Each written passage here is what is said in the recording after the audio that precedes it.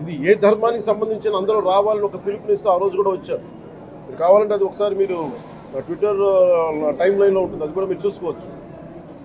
కానీ ఈ రోజున మేము ముందు నుంచి తెలియజేస్తూనే ఉన్నాం, చాలా అవకతవకలు జరుగుతూ ఉన్నాయి, ప్రసాదాలు కల్తీ జరుగుతూ ఉన్నాయి, సరిగ్గా లేవు, ప్రసాదం నాణ్యత పోయింది, డబ్బులు కలెక్ట్ చేస్తున్నారు, రిసిప్ట్లు ఇవ్వట్లేదు, అసలు టీటీడీ మీద కూడా వైట్ పేపర్ రావాల్సిన అవసరం ఉంది.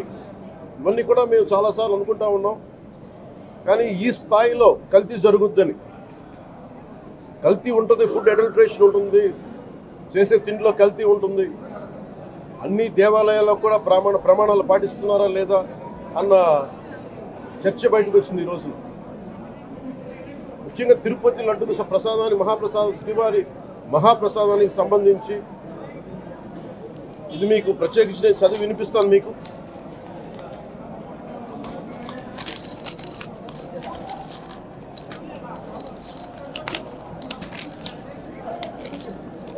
ఈ రిపోర్ట్ ప్రత్యేకించి centre for analysis and learning in livestock and food of the national dairy development board వారికి శాంపుల్స్ పంపించాం.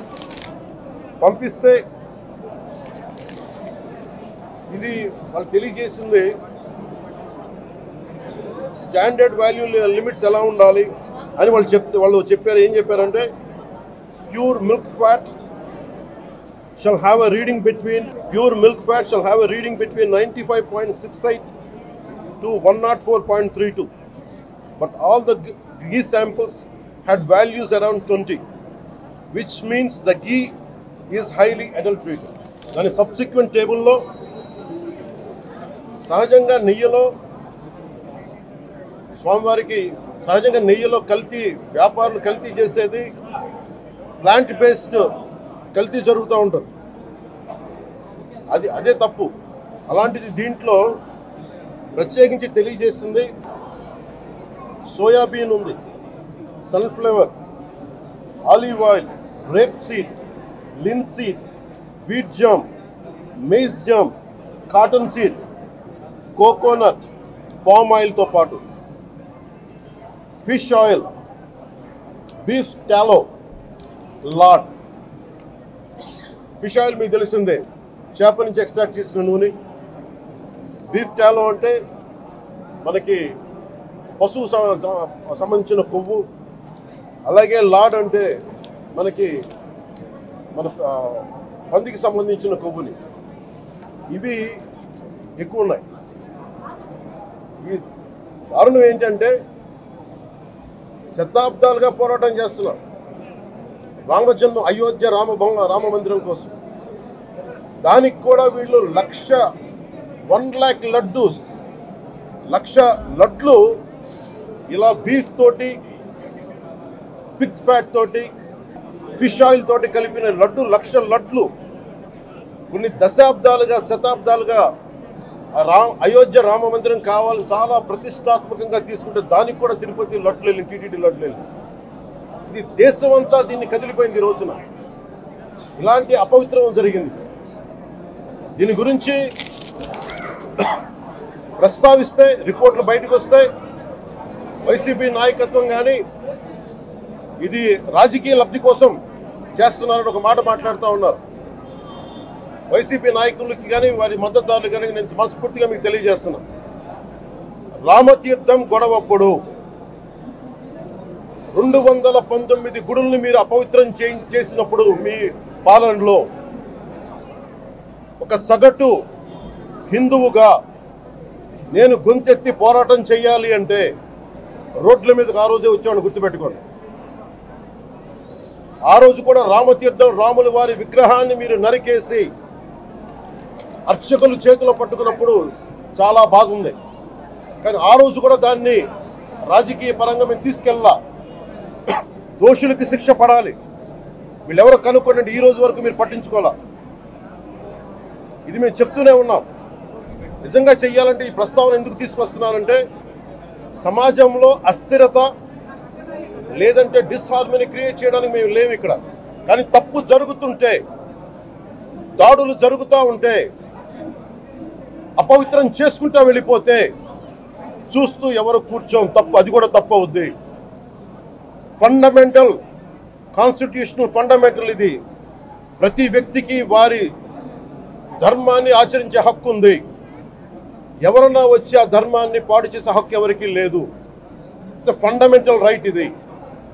ఇలాంటి స్థాయిలో ఈ రిపోర్ట్ బయటకు వచ్చినప్పుడు ఏం చెప్పు ఉండాల్సింది గత ముఖ్యమంత్రి గారు? నేను ఏ రోజు కూడా మీరు చూశారు, ఇది ప్రభుత్వం, మన కొత్త ప్రభుత్వంలోకి వచ్చాం, ఇది వెండెట్టా ప్రభుత్వం కాదు, ఇది పగా ప్రతీకారాల ప్రభుత్వం కాదు ఇది. కానీ తప్పు జరుగుతుంటే మటుకు చేతులు కట్టుకొని చూసే ప్రభుత్వం కూడా కాదు. అది మీకు చాలా పగడ్బందీగా తెలియజేస్తున్నాను విషయం. అలాంటిది ఆ మీద ఎన్నో మాట్లాడినా మేము ఎప్పుడు మాట్లాడలా. రామతీర్థం గురించి జరిగినప్పుడు కూడా మేము మాట్లాడలా. కానీ ఈ రోజున రిపీట్ అయిపోతున్నాయి మిస్టేక్స్. అలవాటు అయిపోయింది, ఆలవాలం అయిపోయింది. ఇంక ఇక్కడితో ఆగాలి. ఇది ఇప్పుడే ఫుల్ స్టాప్ టు దిస్.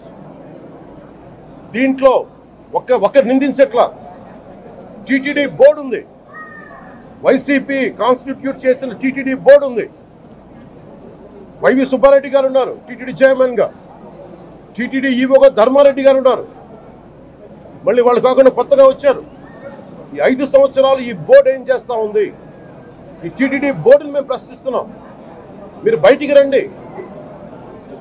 గత ముఖ్యమంత్రి ఏం చేసి ఉండాల్సింది? వచ్చినప్పుడు మీరు పంపించండి ల్యాబ్స్కి.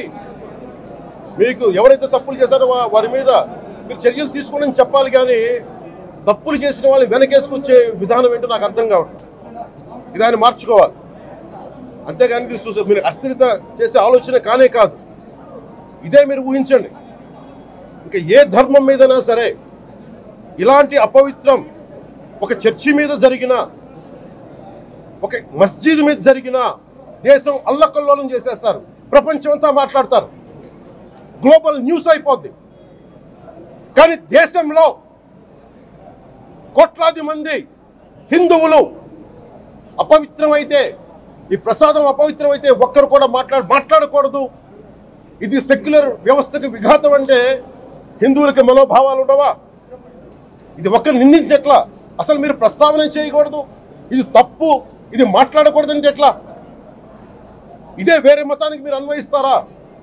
నేను అన్ని మతాలని సమానంగా గౌరవించేవాడిని, ఇస్లాంని గౌరవించేవాడిని, క్రిస్టియానిటీని గౌరవించేవాళ్ళం. మేమందరం సనాతన ధర్మం అని మొత్తుకుంటున్నాం. దేనికి సనాతన ధర్మం అంటే?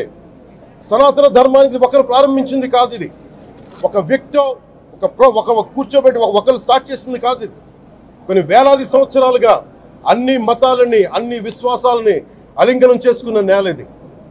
అలాంటి విశ్వాసాలకి దగ్గర తీసుకున్న ఈ నేల మీద ఇలాంటి అపవిత్రం జరిగితే, రిపీటెడ్గా జరిగితే, ఒకసారి కాదు 2 సార్లు కాదు, రిపీటెడ్గా జరిగితే ఇప్పుడు కూడా మాట్లాడకూడదంటే అది తప్పు చేసిన వాళ్ళం అవుతాం. మేము దోషులకి శిక్ష పడాలి. ఫుడ్ అడల్టరేషన్ ఇది మేము కాదంటలా. టీటీడీ బోర్డు అప్పుడు టీటీడీ బోర్డు బాధ్యత తీసుకోవాలి. పొలిటికల్గా వచ్చి అలంకారప్రాయంగా ఒక్కొక్కళ్ళు వచ్చేసి దర్శనాలకి టికెట్లు ఇవ్వడానికి మీరు బోర్డు మెంబర్స్ అవ్వలేదు. మీరు ఎవరు చైర్మన్ కానీ ఈవో కానీ.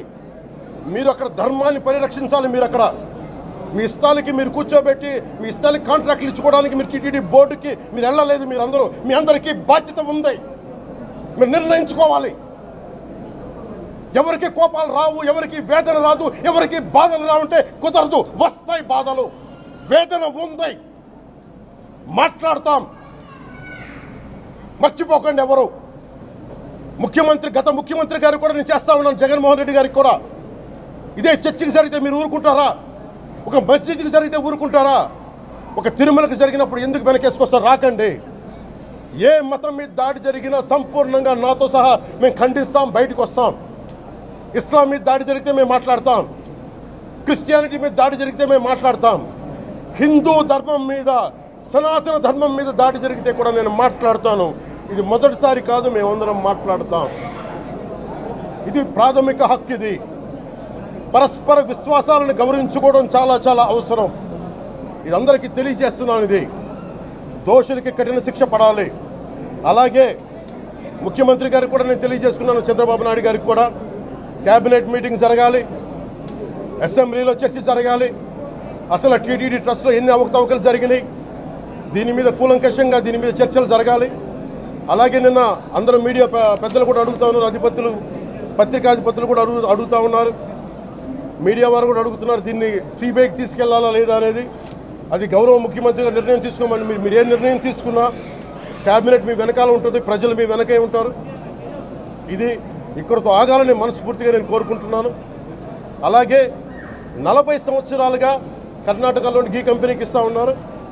15,000 కేజీలు అవసరం అవుతుంది నెయ్యి, మనకి స్వచ్ఛమైన నెయ్యి. అలాంటిది వీళ్ళు 1000 రూపాయలు కొన్నదాన్ని వీళ్ళు 360 రూపాయలకే వస్తుందని చెప్పి ఎవరో మిడిల్ మ్యాన్ వచ్చి చెప్పారు. ఆ మిడిల్ మ్యాన్ ఎవరు? దీని మీద సంతకం పెట్టింది ఎవరు? మీరు 1,00,000 లడ్డూలు మీరు అయోధ్యగా పంపించినప్పుడు మాట్లాడింది ఎవరు? చెక్ చేశారా? క్వాలిటీ చెక్ చేశారా? కోట్లాది మంది భగవంతుణ్ణి విశ్వాసం ప్రకటించే ప్రతి ఒక్కరి ఈ రోజున బాధకు గురయ్యారు. నాకు నిజంగా ఇంకో వేదన కూడా ఉంది. ఇది ఇంకొకరు నిందించట్లా. తిరుమలలో ఉండే ఇంతమంది సేవ చేసుకునే వ్యక్తులు కానీ మీరందరూ హిందువులే కదా, మీరందరూ టీటీలో ఉండే వందలాది మంది ఎంప్లాయీలు, మీకు ఉద్యోగులు, వేలాది మంది ఉద్యోగులు, మీరందరూ ఏం చేస్తున్నారు? మీరు హిందువులు కాదా? మీరు స్వామివారికి అపవిత్రం జరుగుతూ ఉంటే మీరు కల్తీ నేచరు మీకు తెలిసి కూడా మీరు ఎందుకు కాముకున్నారు? భయపడ్డారా? వైసీపీ అంటే వైవి సుబ్బారెడ్డి గారంటే భయపడ్డారా? ధర్మారెడ్డి గారంటే భయపడ్డారా? ఏ స్వామి అయితే మీకు ఆశ్రయం ఇచ్చారో ఆ స్వామికి అపవిత్రం జరుగుతూ ఉంటే మీరందరూ కామ్గా కూర్చునే మీకు ఎలా వచ్చింది? మీకు ఇది నేను సాటి హిందువులను కూడా నేను ప్రశ్నిస్తున్నాను. మీరు కూడా తప్పు చేశారు దీంట్లో. ఇది ముందుగా ప్రతి హిందువు గౌరవించాల్సింది. దీన్ని మీ మతాన్ని మీరు గౌరవించుకోండి ఫస్ట్. ప్రతి హిందువు నేర్చుకోవాలి ఇది. ప్రతి హిందువు ఆత్మపరిశీలన చేసుకోవాలి. మీరు బయటికి రావాలి.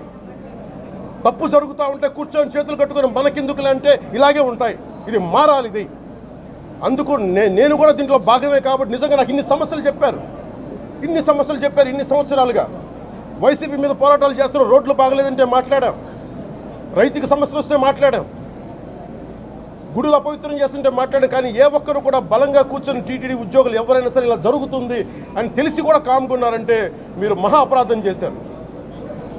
ఆ మహా అపరాధానికి నాకు సంబంధం లేకపోయినా ఈరోజు నేను ప్రాయశ్చిత దీక్ష మొదలుపెట్టాను. ఈరోజు 11 రోజులు స్వామివారికి నేను క్షమాపణలు కోరుకుంటూ దీక్ష తీసుకుంటున్నాను. ఇది మారాలి, భవిష్యత్తు ఇలా ఉండకూడదు అని కోరుకుంటూ సెలవు తీసుకున్నాను. నమో వెంకటేశాయ.